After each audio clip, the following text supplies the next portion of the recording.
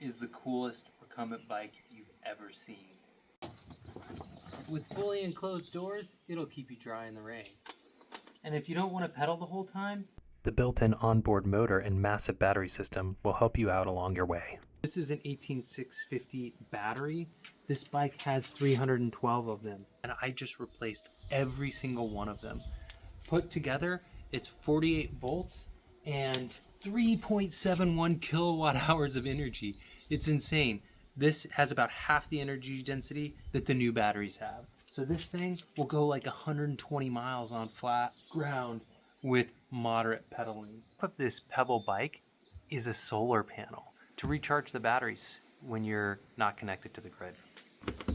Here's a little latch for the back hatch, so you can pop it open, put groceries here and here, and there's a little plug in here that goes out of this outlet here that you can charge the battery with as well. This is the flashing light, so that you're highly visible when everybody sees you. This is a slow moving bike. You want to keep it under 20. On a private road, you can switch it to off-road mode if you want to hot dog it a little bit and go over 20. I've included these two brand new Class 1 750 watt stickers to put on the back of this beautiful PEBL bike because it falls within this class rating, but it just didn't come with these stickers. This bike has 3 24-inch by 3-inch tires. All of them are brand new. And a chain for the motor on one side. And on the other side, we have a chain for the drivetrain and this 8-speed gearbox hub. I love driving you to school in this. I love driving you to school in this. No, that's my job. High five. It's got a horn. Blinkers. There's interior lighting for your feet. There's a dome light.